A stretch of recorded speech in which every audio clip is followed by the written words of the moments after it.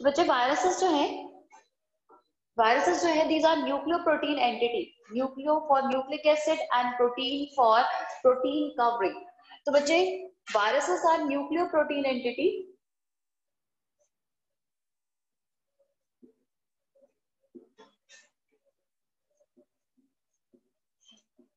ये nucleoprotein entity है जिन्हें आरएच विटेकर ने किसी भी पर्टिकुलर किंगडम में प्लेस नहीं किया, बिकॉज वायरस का नेचर जो था, वायरस का नेचर जो है वो कम्प्लीटली डिफरेंट है। जब भी वो होस्ट सेल के बाहर होते हैं तो वो बच्चे मेटाबॉलिक एक्टिविटी या रिप्रोडक्शन शो नहीं करते। तो बच्चे जैसे ही इन्हें होस्ट सेल मिलता है तो होस्ट सेल में एंटर करने के बाद, एंटर करते ही ये वायरसेस जो है ये वहां पे रेप्लिकेट करना शुरू कर देते हैं, वहां पे प्रोटीन्स बनाना शुरू कर देते हैं, but using host machinery, host cell machinery को यूज करके ये अपने अकॉर्डिंग प्रोटीन बनाते हैं। तो मतलब हमारे पास वायरस जो है वो living as well as non living aspect दोनों शो करते हैं। मेटाबॉलिज्म का ना होना वो उन्हें नॉन लिविंग में कैटेगराइज करता है, लेकिन वो सेल के अंदर मेटाबॉलिकली एक्टिव हो जाना, अपने अकॉर्डिंगली प्रोटीन बनाना, अपनी यूटिलाइजेशन के लिए वो सारे काम करना मुझे, और वहां पे जाके रिप्रोडक्शन करना, वो वायरस को एक लिविंग एंटिटी में यानी कि लिविंग की कैटेगरी में प्लेस कर देता। ठीक है, मुझे इस नेचर को देखते, इस डिफरेंट नेचर को देखते हुए वायरस को आरएच विटेकर ने कहीं पे भी प्लेस नहीं किया। और बच्चे इस न्यूक्लियर प्रोटीन का जो नाम है that is virus, this term was coined by Pasteur. Pasteur ने इसे वायरस नेम दिया था, जिसका मीनिंग है वेनमस और poisonous fluid. This term was coined by Pasteur which means poisonous fluid।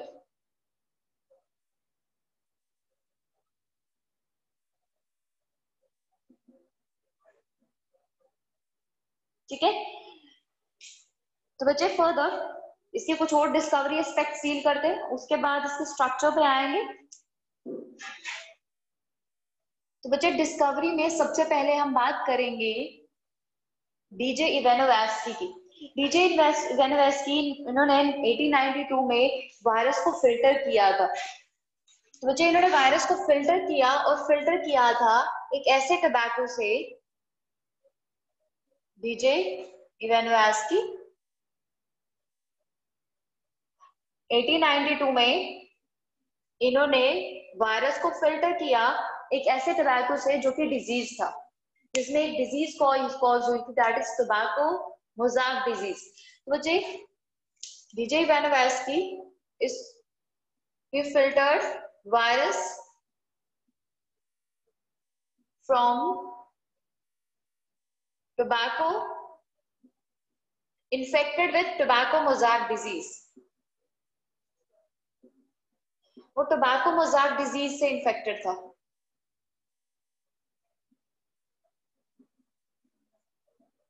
और ये टोबैको मोज़ैक डिजीज जो थी बच्चे, इसे पहले ही डिस्कवर किया था मेयर ने नियरली 1880 में। So it is discovered by Mayer. This disease was discovered by Mayer in 1880। 1880 में इस डिजीज को डिस्कवर किया था, बट लेटर ऑन उससे इन्फेक्शियस पार्टिकल्स यानी कि वायरसेस को आइसोलेट करने वाले और फिल्टर करने वाले थे डीजे इवानोवास्की। तो जब डीजे इवानोवास्की ने जब वायरस को फिल्टर किया, उन्होंने देखा कि यही वायरस जो है जो कि डिजीज को कॉज कर रहा है। ठीक है, तो बच्चे उसके बाद हमारे पास बेजरिंग ने यानी कि सेकेंड रिसर्चर,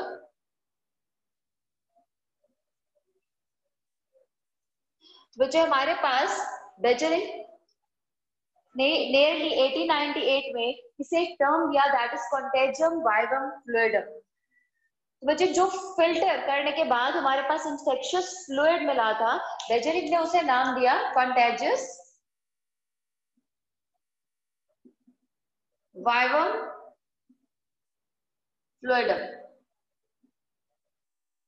यानी कि एक ऐसा फ्लूइड जो कि इन्फेक्शियस है। ठीक है, जो इन्फेक्शियस है ऐसा फ्लूइड, तो कंटेजियस वाइवम फ्लूइडम नेम दिया था बेजरिंग ने। उसके बाद अल्टीमेटली स्टैनले ने नियरली 1935 के करीब, स्टैनले इन 1935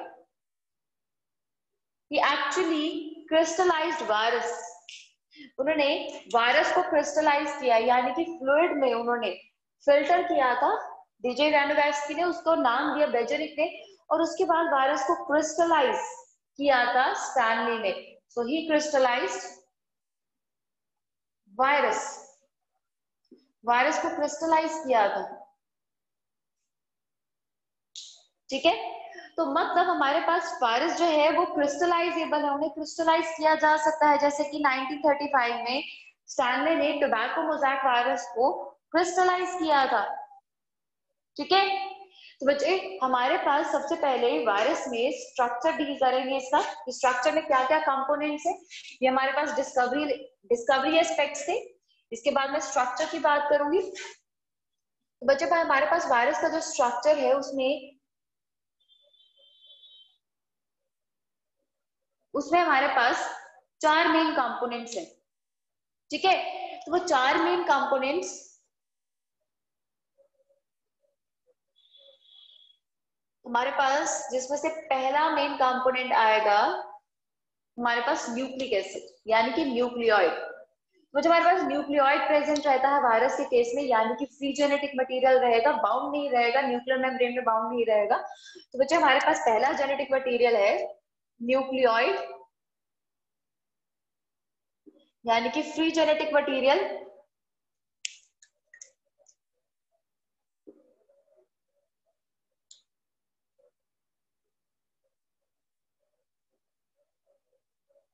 और बच्चे जेनेटिक मटेरियल जो है इट इज आइदर डीएनए और आरएनए, दोनों एक साथ नहीं हो सकते, या तो सिर्फ डीएनए होगा या तो सिर्फ आरएनए होगा, दोनों न्यूक्लिक एसिड जो है वो साथ में प्रेजेंट नहीं रहेंगे बेटा, ठीक है। तो बच्चे हमारे पास डीएनए आरएनए जो है वो डबल स्ट्रैंडेड और सिंगल स्ट्रैंडेड दोनों फॉर्म में रह सकता है, ठीक है। या तो सिंगल स्ट्रैंडेड होगा डीएनए और आरएनए, या तो डबल स्ट्रैंडेड डीएनए, या तो डबल स्ट्रैंडेड आरएनए रहेगा। तो हमारे पास डीएनए भी प्रेजेंट है, आरएनए भी प्रेजेंट है। With DNA is either double stranded और सिंगल स्ट्रैंडेड, आरएनए भी इट्स आइदर डबल स्ट्रैंडेड और सिंगल स्ट्रैंडेड, ठीक है। तो हमारे पास डबल स्ट्रैंडेड डीएनए जो है बच्चे वो कहाँ पाया जाएगा, मतलब एग्जांपल्स डील कर लेते हैं हम इस केस में। तो बच्चे हमारे पास double stranded DNA it is found in T2 और T4 बैक्टीरियोफेज। बैक्टीरियोफेज बच्चे हमारे पास वो वायरसेस होते हैं जो कि बैक्टीरिया को इन्फेक्ट करते हैं। तो bacteriophage are those viruses which actually infects bacteria, ठीक है। तो बैक्टीरिया इन्फेक्टिंग वायरस को बैक्टीरियोफेज कहा जाता है। तो हमारे पास T2 और T4 जो बैक्टीरियोफेज है वो कंटेन करते हैं डबल स्ट्रैंडेड डीएनए, ठीक है। तो बच्चे हमारे पास सिंगल स्ट्रैंडेड डीएनए जो है वो पॉलीफेज में है, अगेन अ फेज। उसके बाद double stranded RNA it's found in reo virus, ठीक है। बच्चे इसी केस में हमने फैज का नाम नहीं दिया, ठीक है। तो फैज का नाम नहीं लिया, इसमें वायरस ही मेंशन किया है, तो मतलब ये बैक्टीरियल इन्फेक्टिंग नहीं है। और single stranded RNA in ribo virus, again virus. तो बच्चे हमारे पास डीएनए है double stranded, single stranded, double stranded T2 to T4 bacteriophage, single stranded in poliophage, और उसके बाद double stranded RNA in reo virus and single stranded in ribo virus, ठीक है। और हमारे पास अगर पूछा जाए कि हमारे पास रिट्रोवायरस में कौन से जेनेटिक मटेरियल होता है, बच्चे रिट्रोवायरस में हमारे पास, यानी कि HIV के केस में आप रिट्रोवायरस की बात करते हो, HIV इज अ रिट्रोवायरस। तो बच्चे रिट्रोवायरस के केस में हमारे पास जो वायरस होता है, जो हमारे पास जेनेटिक मटेरियल होता है that is single stranded RNA, single stranded RNA.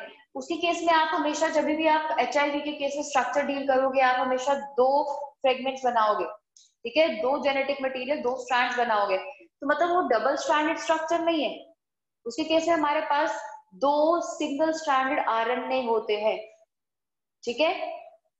तो 2 सिंगल स्ट्रैंडेड आरएनए होते हैं। तो बच्चे ये हुआ हमारे पास न्यूक्लियोइड यानी कि जेनेटिक मटेरियल। तो अगेन याद रखेंगे वायरस के केस में हमारे पास डीएनए और आरएनए साथ में नहीं होते, इट्स आइदर डीएनए और आरएनए, डबल स्ट्रैंडेड भी हो सकता है, सिंगल स्ट्रैंडेड भी हो सकता है। रिट्रोवायरस के केस में, जैसे कि एचआईवी के केस में हमारे पास सिंगल स्ट्रैंडेड आरएनए होता है, और एचआईवी के केस में हमारे पास 2 सिंगल स्ट्रैंडेड आरएनए होंगे अलग अलग।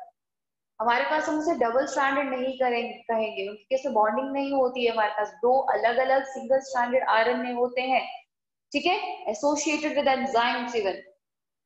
तो वहां पे जब आप स्ट्रक्चर करोगे तो ध्यान रखना इस पर्टिकुलर फैक्टर का, ठीक है। तो बच्चे next next structure, next component की बात करूंगी। हमारे पास नेक्स्ट कंपोनेंट है प्रोटीन कोड। तो बच्चे ये जो फ्री जेनेटिक मटेरियल है ये प्रोटीन कोड में बाउंड रहेगा। हाँ, न्यूक्लियर मेम्ब्रेन नहीं है, लेकिन फर्दर प्रोटीन कोड रहेगा ऐसे केस में। वो प्रोटीन कोड जो है वो न्यूक्लियर मटेरियल यानी कि जेनेटिक मटेरियल को सराउंड करके रखता है, ठीक है। तो हम बात करेंगे फर्दर प्रोटीन कोड की। which is second component among the 4 components is capsid.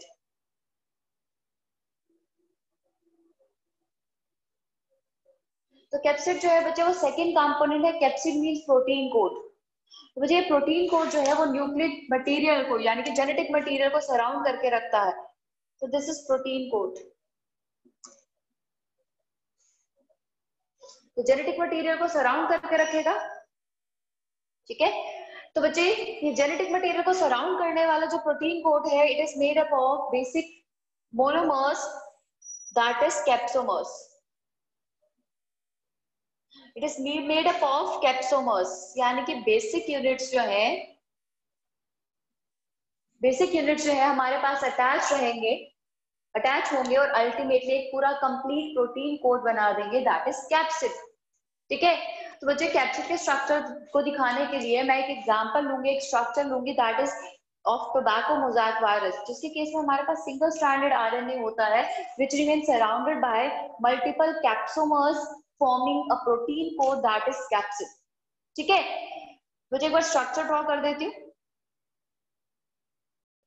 okay, so this is the structure of tobacco mosaic virus, TMV।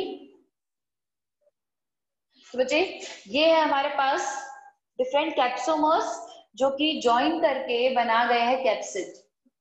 These are capsomers, capsomers, capsomeres कह सकते हो। तो this completely forms a protein code, this protein code is called as capsid, ठीक है। तो capsomeres से join करके capsid बनाया है और अल्टीमेटली हमारे पास ये है आरएनए मटेरियल, ये जेनेटिक मटेरियल है which is a single stranded RNA in case of tobacco mosaic virus। तो ये सिंगल स्ट्रैंडेड आरएनए जो है ये पूरा प्रेजेंट रहता है प्रोटीन कोड के अंदर। हमारे पास नीचे से हमने कंटिन्यूस प्रोटीन कोड बताया है, ऊपर वाला रिमूव किया है। तो बच्चे इस तरीके से प्रोटीन कोड जो है हमारे पास प्रेजेंट रहता है और जेनेटिक मटेरियल को सराउंड करता है बेटा, ठीक है। तो बच्चे कैप्सिड के बाद थर्ड कंपोनेंट की मैं बात करूंगी, वो है एनवेलप। तो बच्चे हमारे पास वायरस जब इन्फेक्ट करता है किसी भी होस्ट सेल को, तो उसके बाद वो कैप्सिड वहीं पे अंदर बना देता है यूजिंग प्रोटीन और सेल्यूलर मशीनरी ऑफ बैक्टीरिया और अदर होस्ट सेल। तो दूसरे होस्ट सेल की प्रोटीन फॉर्मिंग मशीनरी और अदर मशीनरी को यूज करके वो हमारे पास कैप्सिड बना लेता है, प्रोटीन कोड बना लेता है। और उसके अलावा मुझे एक और कंपोनेंट जो है यानी कि एनवेलप जो है वो उसे प्रोटीन कोड को सराउंड करता है। और एनवेलप जो है it is made up of 2 main parts. इसमें हमारे पास प्रोटीन पार्ट होता है,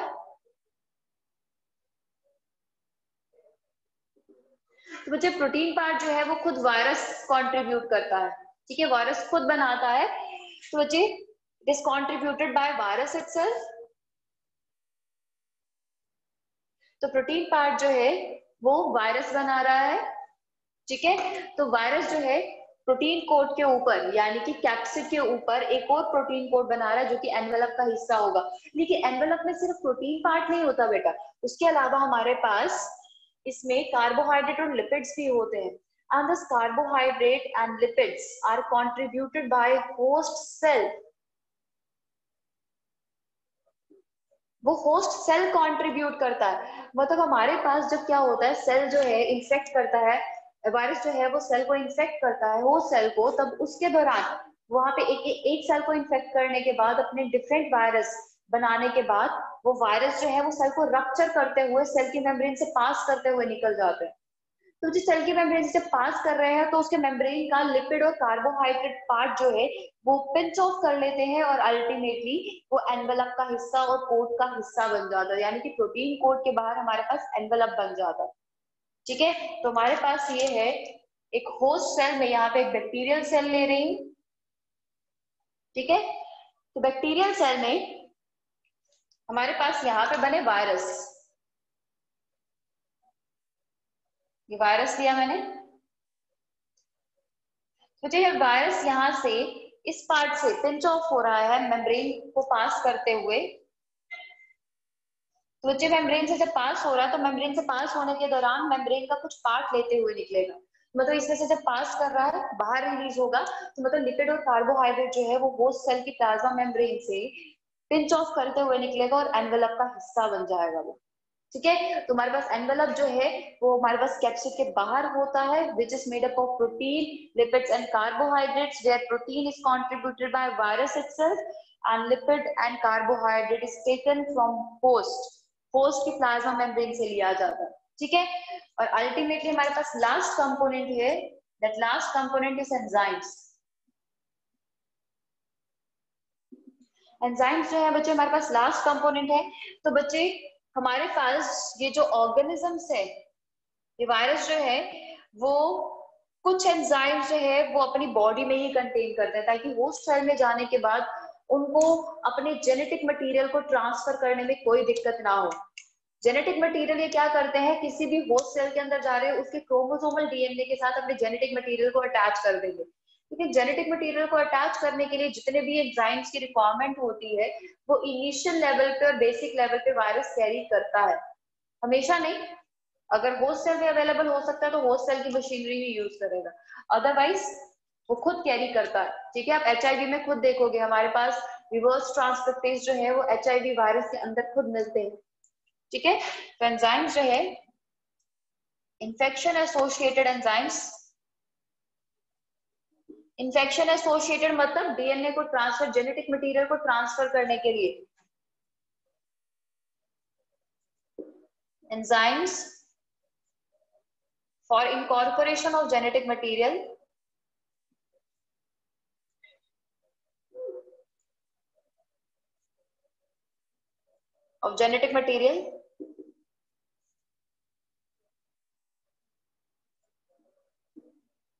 में प्रेजेंट।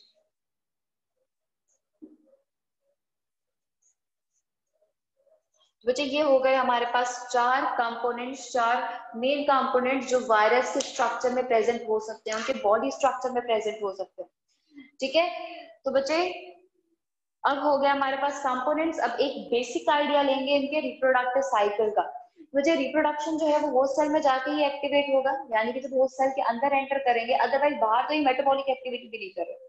तो उस दौरान हमारे पास जब वो बाहर इनएक्टिव है, होस्ट सेल में अंदर एंटर करने के बाद ये रिप्रोडक्टिवली एक्टिव हो जाते हैं by taking over the cellular machinery of host cell. तो मुझे वहां पे जाके डिफरेंट वायरसेस को प्रोड्यूस करेंगे ताकि उस सेल से बाहर निकल के वो फर्दर और सेल्स को इन्फेक्ट कर सके। मुझे रिप्रोडक्टिव साइकिल जो है हमारे पास दो तरह का होगा जो इनके लाइफ साइकिल को भी डिपिक्ट करता है। मुझे वो लाइफ साइकिल के दौरान वो क्या करते हैं, अपने जेनेटिक मटेरियल को डीएनए में इनकॉर्पोरेट करके रखते हैं। इनकॉर्पोरेट करते हैं, वो जेनेटिक मटेरियल या तो एक्सप्रेस कर जाएगा या फिर इनएक्टिव रहेगा और प्रोजेनी टू प्रोजेनी आगे बढ़ता जाएगा। ठीक है, अगर इनएक्टिव रहा और प्रोजेनी टू प्रोजेनी आगे बढ़ता रहा, ठीक है, तो बच्चे उसके केस में लाइसोजेनिक साइकिल होगा। और अगर वो जेनेटिक मटेरियल एक्सप्रेस कर गया और हमारे पास अल्टीमेटली न्यू वायरस बने जो सेल को रप्चर करते हुए सेल्स से बाहर निकलकर नए सेल को इन्फेक्ट करने चले जाएंगे, तो उसे लिटिक साइकिल कहते हैं। तो मैं वो दोनों एक्सप्लेन करती हूँ अभी।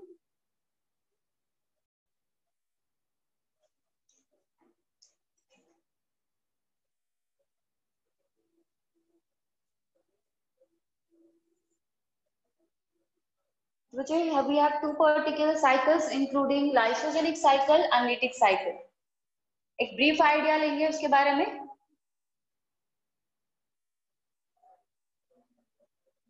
Lysogenic cycle and further lytic cycle।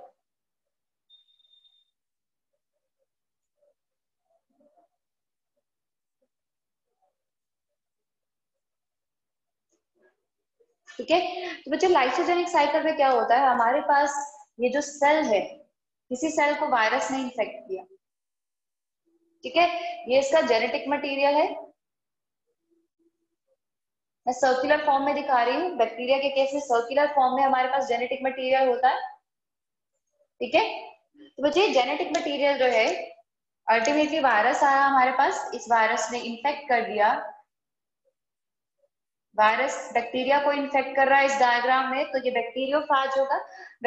Virus जो है बच्चे अल्टीमेटली अपना जेनेटिक मटेरियल यहाँ पे रिलीज कर देगा सेल के अंदर, ठीक है। तो अपना जेनेटिक मटेरियल यहाँ पे रिलीज कर दिया, और अल्टीमेटली ये जेनेटिक मटेरियल क्या होगा, इस particular bacterial chromosomal genetic material के साथ इनकॉर्पोरेट हो जाएगा, ठीक है। तो हमारे पास डिफरेंट एंजाइम्स रहते हैं, डिफरेंट मैकेनिज्म्स रहते हैं, और अल्टीमेटली वायरस जो है वो अपना जेनेटिक मटेरियल इनकॉर्पोरेट कर लेगा बैक्टीरियल डीएनए के साथ, ठीक है। अब बच्चे ये जेनेटिक मटेरियल यहाँ पे एक्सप्रेस नहीं हुआ, अल्टीमेटली ये यहीं पे रहा एज अ प्रोफैज, प्रोफैज यानी कि इनएक्टिव फैज की तरह। ये जेनेटिक मटेरियल हमारे पास जितनी भी इन्फेक्शन कॉजिंग टेंडेंसी है वो इस जेनेटिक मटेरियल में ही है, जो वायरस ने यहाँ पे ट्रांसफर किया है। तो बच्चे प्रोफैज मींस इनएक्टिव फैज, तो मतलब हमारे पास फैज का कंटेंट जो है इनएक्टिव फॉर्म में यहाँ पे रह जाएगा। अब ये सेल जब डिवाइड करेगा और डॉटर सेल्स बनाएगा, तो डॉटर सेल्स के पास भी यही जेनेटिक मटेरियल रेप्लिकेट करके चला जाएगा। तो मतलब इस तरीके से क्या होता है, हमारे पास लाइसोजेनिक साइकिल के दौरान जेनेटिक मटेरियल जो है, जो वायरस इन्फेक्शियस मटेरियल जो है, जो प्रोफैज जो है, वो आगे ट्रांसफर होता जाता है progeny to progeny without activation, ठीक है। इस तरीके से ये अपनी प्रोजेनी बनाएंगे, फर्दर वो डॉटर सेल्स बनाएंगे, वो अपनी डॉटर सेल्स को दे देंगे। तो अकॉर्डिंगली हमारे पास वायरल जेनेटिक मटेरियल जो है वो आगे ट्रांसफर हो सकता है, हो जाता है। तो बच्चे ये लाइसोजेनिक साइकिल जो है जैसे जैसे आगे बढ़ता जाएगा, तो टाइम पे कभी ऐसा हो सकता है कि ड्यूरिंग एक्टिवेशन जो भी इसका सोर्स ऑफ एक्टिवेशन होगा उसके अकॉर्डिंग वो मिलने के बाद ये जेनेटिक मटेरियल जो है वो एक्टिवेट हो जाए, बट तब तक वो क्या करता रहेगा, ट्रांसफर होता जाएगा प्रोजेनी टू प्रोजेनी। तो बच्चे हमारे पास जैसे मैंने कहा कि लाइसोजेनिक साइकिल जो है वो लिटिक साइकिल में भी बदल सकता है, बट मैक्सिमम वायरसेस जो है वो डायरेक्टली लिटिक साइकिल ही शो करते हैं, जो कि इन्फेक्शियस साइकिल है हमारे पास वायरस का। तो जो लिटिक साइकिल के दौरान क्या होता है, जैसे हमारे पास अगेन मैं यही होस्ट सेल ले रही हूँ, तो इस होस्ट सेल में हमने, वायरस ने अपना जेनेटिक मटेरियल इनकॉर्पोरेट किया, वायरस आया, उसने जेनेटिक मटेरियल रिलीज किया, और अल्टीमेटली जेनेटिक मटेरियल जो है इनकॉर्पोरेट हो गया हमारे पास बैक्टीरियल जेनेटिक मटेरियल में, ठीक है। अब होगा क्या, ये यहाँ पे इनएक्टिव फॉर्म में नहीं रहेगा, मैं इसी ऑर्गेनिज्म को फर्दर इसकी नेक्स्ट स्टेज दिखा रही हूँ, ये एक्सप्रेस कर जाएगा यहाँ पे, और एक्सप्रेशन करने के बाद यहाँ पे हमारे पास नए वायरसेस बन जाएंगे, यानी कि वायरसेस ने अपना जेनेटिक मटेरियल दिया और अल्टीमेटली जेनेटिक मटेरियल जो है वो एक्सप्रेशन शो कर देगा। एक्सप्रेशन जब बैक्टीरिया अपना जेनेटिक मटेरियल एक्सप्रेस करेगा, तो साथ ही साथ में वायरल जेनेटिक मटेरियल भी एक्सप्रेस होगा, और वायरल जेनेटिक मटेरियल में हमारे पास कोडिंग है वायरल प्रोटीन्स की। तो वायरस इस केस में अंदर नहीं गया, वो अपना कैप्सिड जो है इन्फेक्शन के दौरान बाहर छोड़ के गया, उसने सिर्फ अपना जेनेटिक मटेरियल रिलीज किया। तो बच्चे हमारे पास वायरस जो है वो नॉर्मली सिर्फ जेनेटिक मटेरियल अपना सेल के अंदर रिलीज करते हैं। बच्चे इस दौरान क्या हुआ, जब एक्सप्रेशन हुआ तो वायरस ने, कि जेनेटिक मटेरियल ने वायरस प्रोटीन बनाए, वायरस कोट बनाया, और अल्टीमेटली हमारे पास मल्टीपल वायरस बन गए, जो इस सेल को रप्चर और ब्रेक करते हुए यहाँ पे बाहर रिलीज हो जाएंगे, ठीक है। और रिलीज होने के बाद दूसरे सेल में चले जाएंगे ताकि वहां पे इंफेक्शन कॉज कर सके। तो इस तरीके से हमारे पास लिटिक साइकिल होता है, जिसमें सेल का लाइसिस हो जाता है, सेल का लिसिस हो जाता है, और अल्टीमेटली ये वायरस हमारे पास जाएंगे and they infect new cell. तो मतलब हमारे पास जो लाइसोजेनिक साइकिल है वो भी कभी ना कभी लिटिक साइकिल में चेंज हो सकता है, ठीक है, इन्फेक्ट न्यू सेल। तो ये हमारे पास आ गए दो लाइफ साइकिल्स जो उनके रिप्रोडक्टिव साइकिल्स को भी एक्सप्लेन कर दें। दूसरे आप लिटिक साइकिल को देख रहे हो, न्यू वायरस प्रोड्यूस हो रहे हैं, तो बच्चे ये लाइफ साइकिल है इनके, जो कि इन्फेक्शन कॉज कर सकते हैं, ठीक है। तो बच्चे ये हुआ इसका life cycle including lytic and lysogenic cycle. Further मैं बात करूंगी वायरॉइड्स की। ठीक है, तो वायरॉइड्स जो है बच्चे हमारे पास स्मॉलेस्ट रेप्लिकेटिंग पार्टिकल्स होते हैं। तो इसके केस में क्या होता है बच्चे, हमारे पास जेनेटिक मटेरियल आरएनए होता है जिसमें कोई प्रोटीन नहीं होगा, प्रोटीन कोट ही नहीं होगा। अब तक हमने कैप्सिड की बात की थी, तो बच्चे वायरॉइड्स के केस में हमारे पास वो प्रोटीन कोट जो है वो एब्सेंट रहेंगे। तो वायरॉइड्स जो है these are the smallest self replicating particles। ये हमारे पास सेल्फ रेप्लिकेटिंग पार्टिकल्स है लेकिन स्मॉलेस्ट है।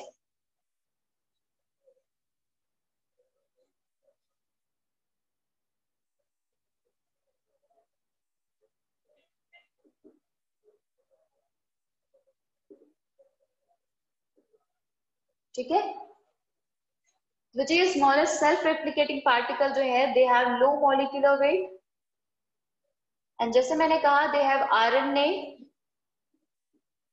As a genetic material and that too without protein coat, यानी कि इनके केस में कैप्सिड जो है वो प्रेजेंट नहीं रहता। ठीक है, तो बच्चे अगर इनकी मल्टीप्लीकेशन की बात करें, हमारे पास डीएनए डिपेंडेंट और डीएनए इंडिपेंडेंट दोनों तरह की रेप्लिकेशन होती है। सॉरी, आरएनए डिपेंडेंट और डीएनए डिपेंडेंट दोनों तरह की रेप्लिकेशन होगी, यानी कि आरएनए से सिर्फ डायरेक्टली डीएनए भी बन सकता है और आरएनए से डायरेक्टली फर्दर रेप्लिकेशन हो सकती है आरएनए की भी। तो हमारे पास डीएनए या आरएनए कुछ भी बन सकता है, लेकिन हमारे पास जो एक्चुअल जेनेटिक मटेरियल होगा वो सिर्फ और सिर्फ आरएनए होगा। तो RNA as an infectious particle that too without protein coat और low molecular weight होगा और yes replication करने की टेंडेंसी है, इसीलिए infectious भी होते हैं।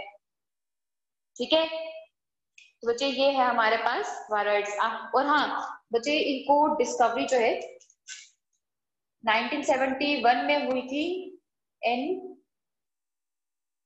Potato tubers. ठीक है, by T O Diener. T O Diener जो थे वो रिसर्चर थे जिन्होंने 1971 में वायरॉइड्स को एनालाइज किया था। ठीक है, और पोटैटो स्पिंडल ट्यूबर्स जो थे उस पर्टिकुलर केस में इन्होंने इस डिजीज को, इस पर्टिकुलर वायरॉइड्स को डिस्कवर किया था। तो 1971 में टीओ डायनर ने पोटैटो स्पिंडल ट्यूबर्स में वायरॉइड्स को ऑब्जर्व किया था और अल्टीमेटली डिस्कवर किया था। उसके अलावा प्रायॉन्स के बारे में भी सुनोगे। प्रायॉन्स जो है वो ग्लाइकोप्रोटीनस पार्टिकल्स होते हैं, अगेन इन्फेक्शियस। न्यूक्लिक एसिड नहीं, ग्लाइकोप्रोटीनस particle.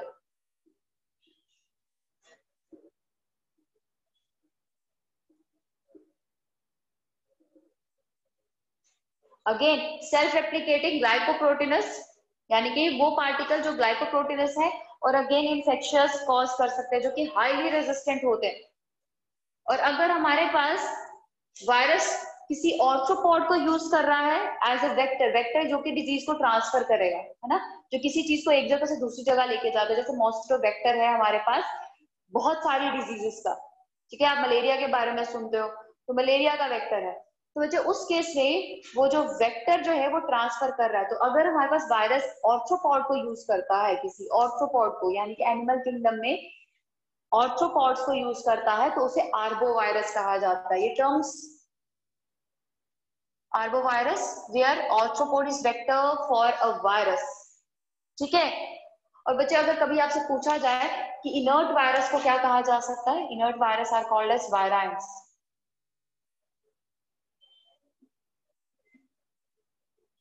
So this is all about virus. एक बेसिक इंफॉर्मेशन चाहिए हमें वायरस के बारे में। अब बच्चे नेक्स्ट लेक्चर में हम डील करेंगे प्लांट किंगडम।